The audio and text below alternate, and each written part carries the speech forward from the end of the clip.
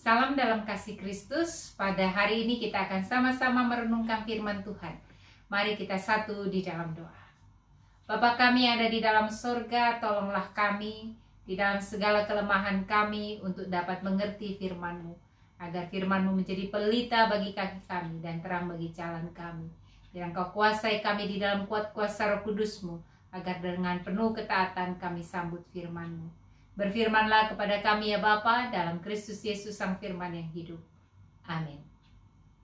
Kita akan sama-sama merenungkan Matius pasal yang ke-22, ayat yang ke-36 sampai dengan 39 demikian. Guru, hukum manakah yang terutama dalam hukum Taurat? Jawab Yesus kepadanya, kasihilah Tuhan Allahmu dengan segenap hatimu, dan dengan segenap jiwamu, dan dengan segenap akal budimu. Itulah hukum yang terutama dan yang pertama. Dan hukum yang kedua yang sama dengan itu ialah, kasihilah sesamamu manusia seperti dirimu sendiri. Bagian ini yang akan menjadi topik kita untuk kita renungkan bersama, akan saya ulang kembali. Kasihilah sesamamu manusia seperti dirimu sendiri. Rekan-rekan yang dikasihi Tuhan, ada dua hal yang amat berbeda dan punya pengertian yang amat berbeda, yaitu mengasihi diri dan egois. Sikap egois atau tindakan egois adalah tindakan di mana ketika seseorang memusatkan segala sesuatu kepada dirinya. Karena pemusatan kepada diri, kepentingan, dan pemuasan diri dia berlakukan, maka dia tidak peduli terhadap orang lain. Maka demi pemuasannya dia tidak peduli, dia tidak gusar kalau itu merugikan orang lain, kalau itu menyusahkan orang lain. Sepanjang aku dapat dipuaskan, aku tak peduli. Orang-orang egois adalah orang-orang yang berpikir bahwa dunia ini berputar mengelilingi dirinya. Segala sesuatu berpusat pada dirinya. Sifat egois itu merusak. Bukan saja pelaku yang bersikap egois, dia akan semakin rusak, semakin egois, semakin tak peduli dan melukai orang lain, tetapi juga merusak kehidupan bersama. Merusak relasinya dengan sesama, dengan orang lain, dengan lingkungannya, dan juga dengan Tuhan. Tapi yang kedua, sikap mencintai diri. Sikap mencintai diri seperti yang dikatakan Yesus di dalam hukum terutama, yaitu hukum kasih, adalah kasihilah sesamamu manusia seperti dirimu sendiri. Mengasihi diri artinya kita mensyukuri, menerima secara utuh keberadaan diri kita. Menerima secara utuh keberadaan diri kita dengan segala sesuatu yang ada dalam diri kita, baik kelemahan, kelebihan, segala pengalaman keberhasilan, kegagalan. Pada saat-saat kita mampu melakukan kehendak Tuhan di dalam ketaatan, atau bahkan pada saat kita berdosa, melanggar ketetapan-ketetapan Tuhan. Mengasihi diri adalah menerima semua itu di dalam anugerah syukur kita kepada Allah. Dan ini penting, sebab dengan mengasihi diri kita mampu mengasihi Allah. Dengan mengasihi diri kita mampu mengasihi sesama dengan benar. Itulah sebabnya ini menjadi 3 rangkaian yang tak terpisahkan. Mengasihi Allah dengan seluruh keberadaan hidup kita, mengasihi sesama, dan mengasihi diri sendiri. Tidak banyak orang menyadari tindakan mengasihi diri. Ini nampak nyata dari apa? Membiarkan orang lain mendefinisikan kita. Bahwa dunia ini memberi banyak definisi. Definisi arti kecantikan, kegagahan, keberhasilan, kebergunaan kita. Orang mengatakan yang namanya cantik adalah orang yang, kalau perempuan rambutnya lurus, tinggi, kemudian kulitnya putih, hidungnya mancung. Kalau laki-laki dia berotot, six pack, kemudian tinggi, itu disebut gagah dan cantik. Bayangkan jika Anda tidak memenuhi kriteria itu. Saya tak memenuhi kriteria itu. Lalu kemudian definisi dan kriteria itu diciptakan pihak luar kepada kita. Lalu kita katakan, saya tidak cantik, saya tidak gagah.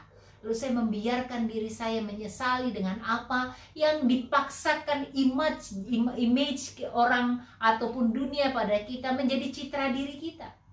Oh, saya orang yang tidak sukses karena saya tidak ranking 1, karena saya tidak masuk universitas negeri atau universitas yang top, karena saya tidak ini dan itu. Itu yang didefinisikan keberhasilan kepada kita, itu yang menentukan citra diri dia. Oh, saya ini loser, saya ini gagal. Karena apa? Karena definisi itu. Orang yang tidak mengasihi diri membiarkan definisi yang ditetapkan dunia, yang ditetapkan orang lain kepada dirinya, sehingga dia tidak mampu menemukan citra yang baik dalam dirinya. Tindakan tidak mengasihi diri adalah juga tindakan yang nampak bahwa orang tidak menyukai dirinya. Dia tidak bisa menerima dirinya, bahkan mungkin dia membenci dirinya sendiri. Saya pernah bertemu dengan orang yang mengatakan I hate myself. Dia tidak suka bercermin. Karena ketika dia bercermin, dia melihat dirinya. Karena citra dirinya, image dirinya telah dia bentuk seperti apa yang dia pikirkan. Mungkin orang lain dia tawarkan kepadanya, dunia yang tawarkan kepadanya. Lalu dia lihat bahwa segala sesuatu definisi itu tidak nampak dalam dirinya. Dia mengatakan I hate myself. Mungkin saya ketika melihat cerminan saya di kaca itu, saya melihat orang gagal, saya melihat orang yang tidak benar, saya melihat orang yang tidak gagah, orang yang tidak menarik. So I hate myself. Orang yang membenci dirinya adalah orang yang tidak mengasihi dirinya. Tindakan tidak mengasihi diri juga nampak dengan tindakan yang melukai diri sendiri, baik secara fisik maupun verbal. Kita tahu ya rekan-rekan, ada orang yang sengaja menyiletkan tubuhnya, melukai dirinya. Itu adalah orang yang tidak mengasihi diri. Pada saat kita dengan sengaja merusak tubuh kita, pada saat kita dengan sengaja mengabaikan tubuh kita, fisik dan juga verbal. Ketika kita mengatakan gue itu bodoh, gue itu gak berguna, gue itu gak berarti. Perkataan-perkataan verbal yang merendahkan diri sendiri adalah tanda bahwa kita tidak mengasihi diri kita. Adalah tindakan-tindakan yang merusak diri kita, yang diciptakan Allah menurut gambar dan secitra dengan Allah.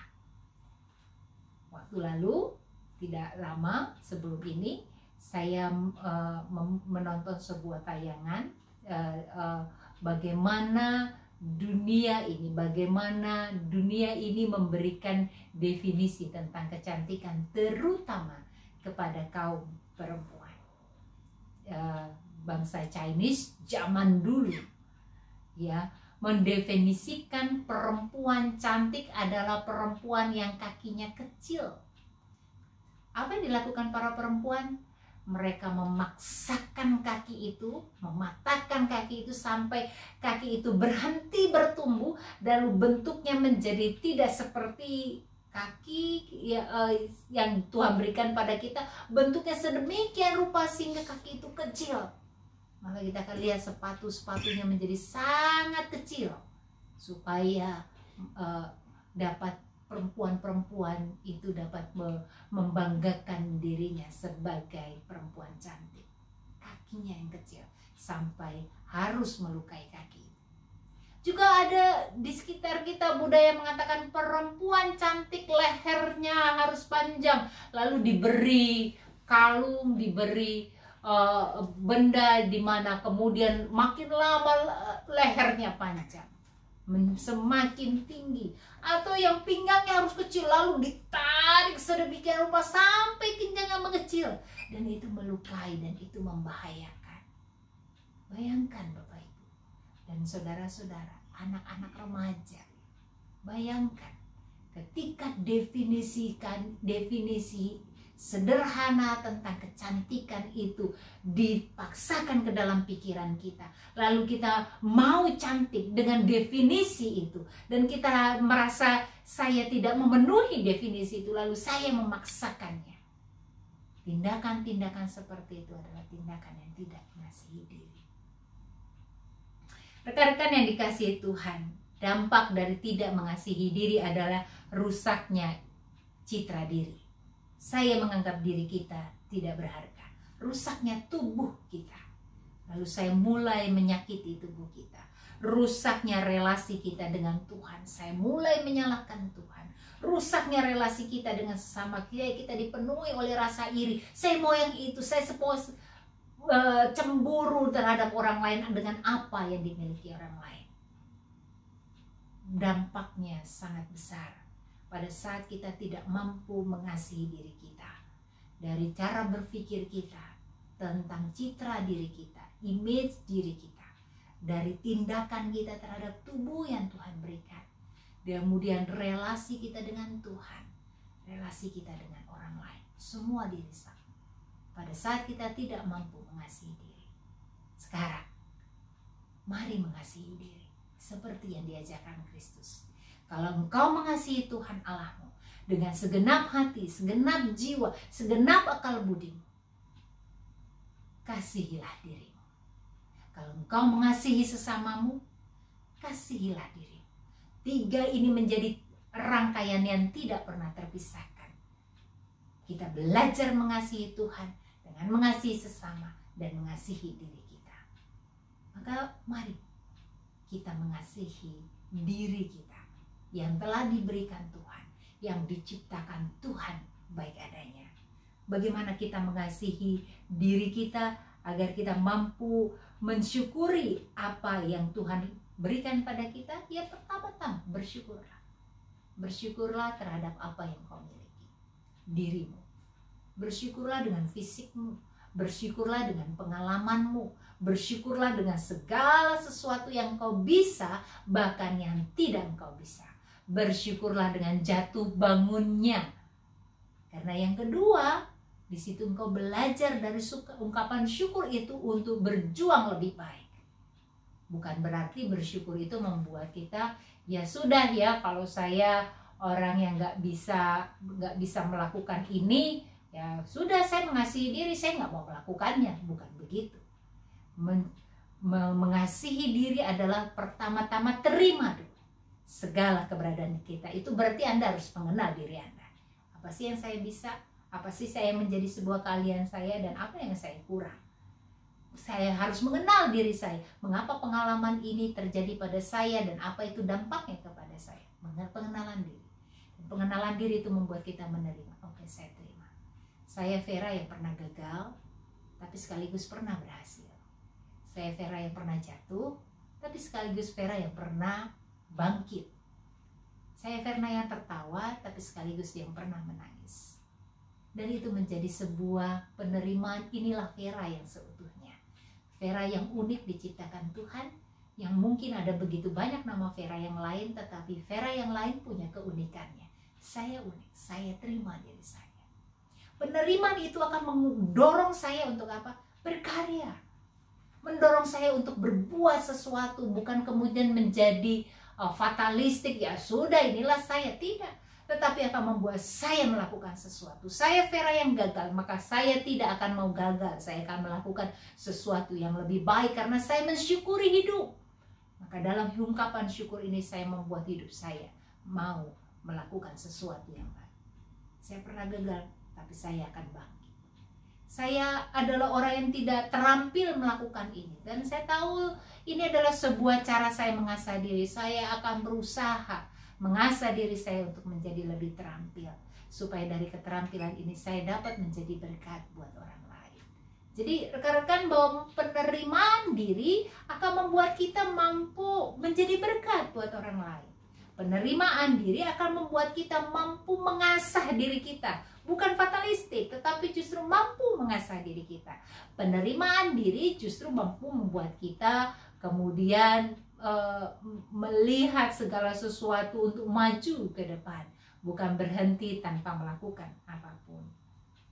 Mengasihi diri artinya memberi makna terhadap setiap pengalaman, lalu menemukan Tuhan di sana yang mencintai kita. Bahwa saya pernah gagal masuk universitas terbaik, bahwa saya pernah gagal bekerja, lalu saya harus keluar. Saya pernah gagal ini dan itu, lalu saya mulai mencari makna apa yang Tuhan kehendaki. Lalu ketika saya memberi makna, kemudian saya mengatakan, saya ketemu Tuhan di sana yang tetap mengasihi saya, yang tetap menopang saya untuk terus maju ke depan. Mengasihi diri adalah kemauan kita memberi makna terhadap pengalaman-pengalaman yang kita alami dan menemukan Tuhan di sana dengan cintanya. Mengasihi diri adalah kemauan kita berproses, bersabar dengan diri sendiri. Saya kok orangnya nggak sabaran ya, saya kok orangnya emosian ya. Saya mau belajar lebih sabar, saya mau belajar mengendalikan emosi saya. Kok jatuh lagi ini gimana sih? Kok bikin lagi? Mungkin Anda akan berada gitu, sabar. Anda sedang berproses. Jangan putus asa, terus berupaya. Bersabar dengan proses itu. Beri ruang bagi dirimu. Mungkin di masa-masa pandemi ini Anda merasa sangat lelah dengan cara belajar yang baru, cara berkomunikasi dengan yang baru dengan cara online. Lalu Anda mengatakan, aduh udah overload, sudah lelah sekali. Kalau Anda sudah lelah, beristirahatlah. Beri ruang buat dirimu bernafas. Ada deadline ini. Ya, deadline itu tidak akan bisa dipenuhi dengan karya yang terbaik kalau kita tidak juga memberikan kesempatan bagi tubuh kita untuk bernafas, beristirahat. Jadi rekan-rekan yang dikasihi Tuhan, mengasihi diri adalah kemauan kita berproses, bersabar, memberi ruang untuk diri kita.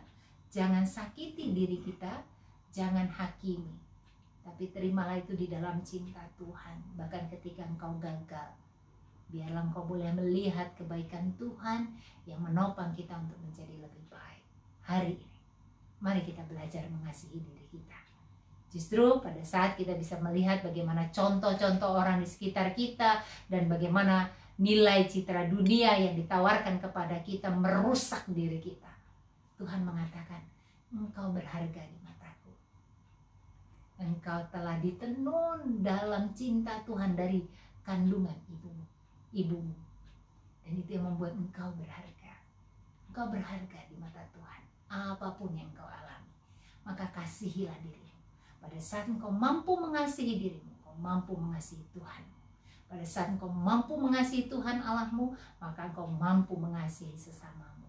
Maka pada saat engkau mampu hidup di dalam kasih, di dalam cinta Allah, engkau mampu mengarahkan hidupmu bagi kemuliaan Tuhan dan menjadi berkat dalam kehidupan bersama. Selamat mengasihi diri di dalam cinta Tuhan.